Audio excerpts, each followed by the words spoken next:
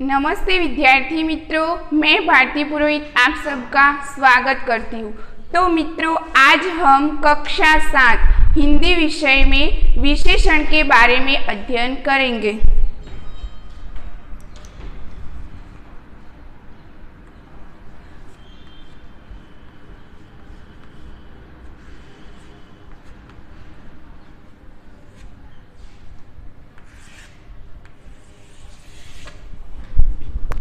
तो मित्रों, अगले वीडियो में हम विशेषण और विशेषण के दो भेद के बारे में सीखे। तो आज हम बाकी रहे तीन भेद यानी कि तीन प्रकार के बारे में समझेंगे। हम अपने टॉपिक पर आगे बढ़े इससे पहले एक बार विशेषण का पुनरावर्तन कर लेते हैं। तो विशेषण संज्ञा या सर्वनाम में विशेषता बताने वाले शब्द को विशेषण कहते हैं। और अगले वीडियो में हमने दो प्रकार समझे, गुणवाचक विशेषण यानी कि गुण, दोष, आकार और दिशा का बोध कराए उसे गुणवाचक विशेषण कहते हैं। और निश्चित संख्यावाचक विशेषण, तो इसमें कोई वस्तु की निश्चित संख्या का बोध कराए इसे निश्चित संख्यावाचक विशेषण कहते हैं। तो विद्यार्थी मित्रों, आज हम अपने टॉपिक पर आगे बढ़ते हैं, यानी कि विशेषण के तीन भेद, अनिश्चित संख्यावाचक विशेषण, परिमाणवाचक विशेषण और सार्वनामिक विशेषण के बारे में चर्चा करूंगी।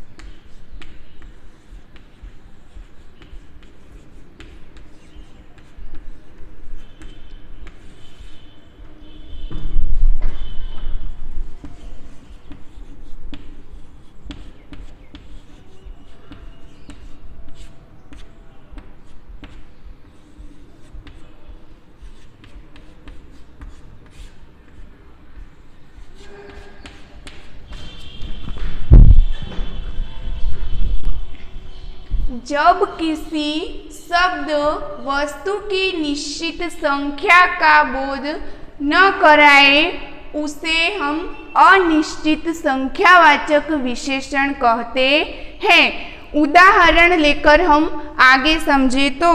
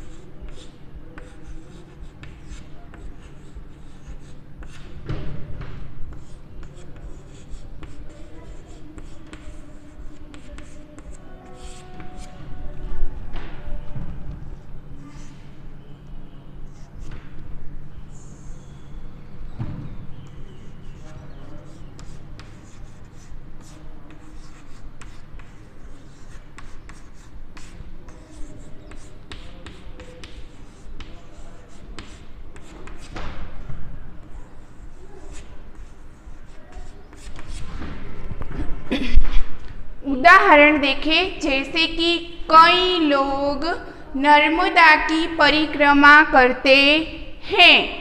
नाव में ज़्यादा लोग बैठने से नाव उलट गई। मुझे कोई दूध पिलाइए। आज बहुत बारिश हुई।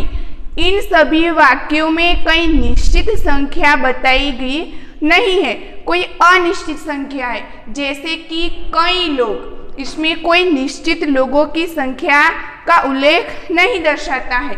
ये नाव में ज़्यादा लोग बैठने, ऐसा वाक्य में नहीं है कि नाव में दो तीन लोग बैठे हैं। जो 2-3 लोग बैठे हो नाव में तो ये निश्चित संख्यावाचक विशेषण हो जाता है, लेकिन इसमें ज़्यादा लोग बैठने से नाव उलट गई। तो जो ये ज़्यादा शब्द है वो हमें अनिश्चित संख्या का बोध कराता है। तो उपयुक्त वाक्यों में कई ज़्यादा,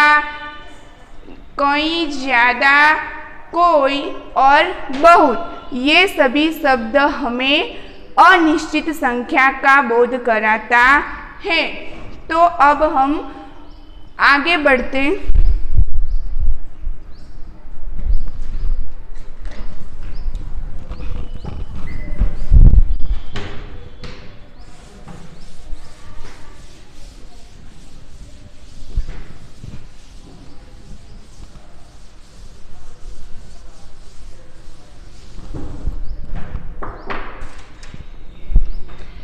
अब परिमाणवाचक विशेषण के बारे में देखें।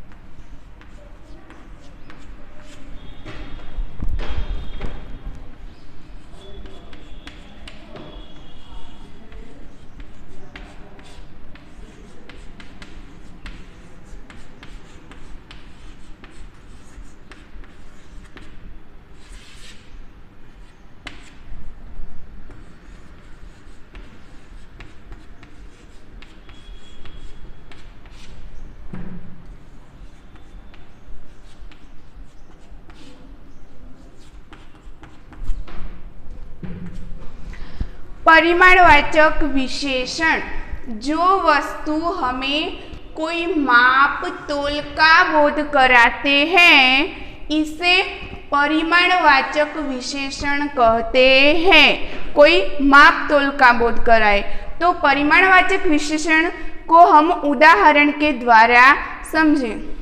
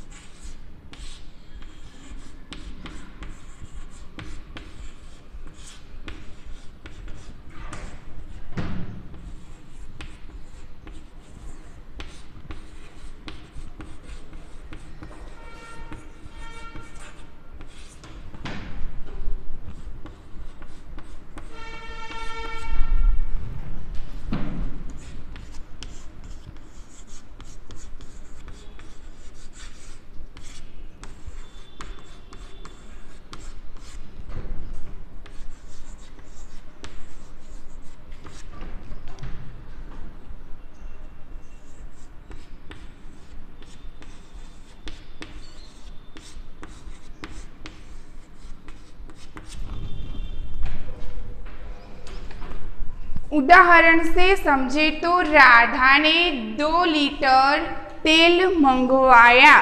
राहुल थोड़ी चीनी लेकर आया। पिताजी बाजार से कुछ सब्जियां लाए। बिल्ली सारा दूध चट कर गई। परिमाण यानी कि माप तोल दर्शाता है। तो उपयुक्त वाक्यों में 2 लीटर, थोड़ी, कुछ और सारा, ये सभी शब्द हमें माप तोल का बोध दर्शाते हैं, इसलिए उन्हें परिमाणवाचक विशेषण कहते हैं। तो अब हम सार्वनामिक विशेषण के बारे में समझें।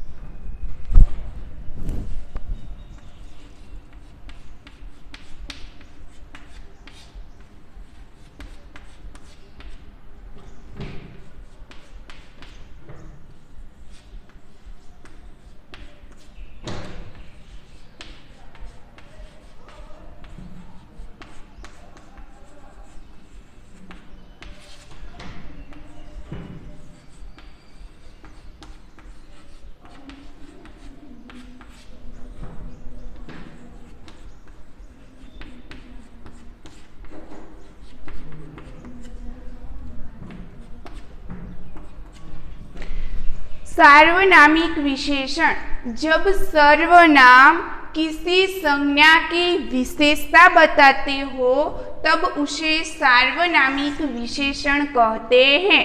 कोई सर्वनाम हो और वो संज्ञा की विशेषता बताते हो तब उसे सार्वनामिक विशेषण कहते हैं। तो सार्वनामिक विशेषण को हम ज़्यादा समझने के लिए कुछ उदाहरण लेते हैं।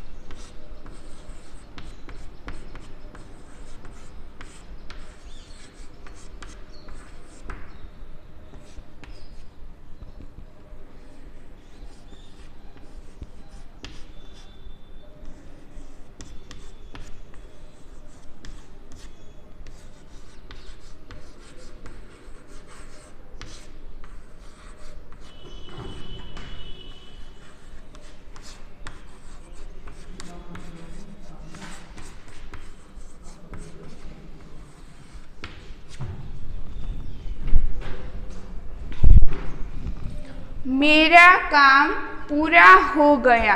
तो ये मेरा जो शब्द है वो सर्वनाम को सूचित करता है। जैसे कि यहाँ कोई नाम का उल्लेख हो कि महेश का काम पूरा हो गया, तो ये नाम का बोध कराते हैं। यानी नाम के बदले हम जो शब्द को यूज करते हैं इसे सर्वनाम कहते हैं।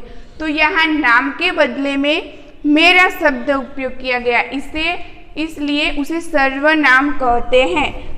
वह आदमी जा रहा है, सर्वनाम यहाँ क्या, तो वह आदमी जा रहा है।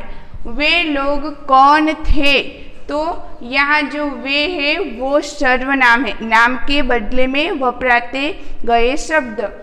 मुझे कोई अपनी बुक दे दीजिए। कोई यानी कि कोई किसी व्यक्ति का नाम उल्लेख नहीं किया है, लेकिन कोई व्यक्ति के बदले कोई का उल्लेख किया है, इसलिए ये सर्वनाम है। तो ये उपयुक्त सभी वाक्यों में मेरा, वह, वे और कोई ये सभी सर्वनामिक विशेषण हैं, यानी कि सर्वनाम का हमें बोध कराते हैं। तो विद्यार्थी मित्रों, आज हमने बाकी रह गए 3 विशेषण, अनिश्चित संख्यावाचक विशेषण, परिमाणवाचक विशेषण और सार्वनामिक विशेषण, इन तीनों प्रकार के बारे में समझे।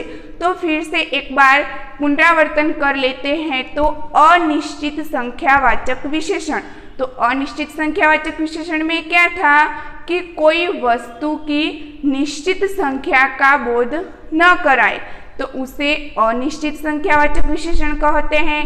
परिमाणवाचक विशेषण, तो परिमाणवाचक विशेषण में क्या होता है, कोई वस्तु का माप तोल दर्शाए, तो उसे परिमाणवाचक विशेषण कहते हैं। और सार्वनामिक विशेषण, तो सार्वनामिक विशेषण में क्या होता है कि किसी संज्ञा की विशेष, जो सर्वनाम होता है वो इसमें किसी संज्ञा की विशेषता बताते हैं, उसे हम सार्वनामिक विशेषण कहते हैं। और ऐसे कई उदाहरण भी हमने देखे हैं, जैसे कि मेरा काम पूरा हो गया, तो इस वाक्य में मेरा जो शब्द है वो सर्वनाम है। तो अब मैं आशा करती हूँ कि आप सभी को ये विशेषण समझ में आ गए होंगे। धन्यवाद।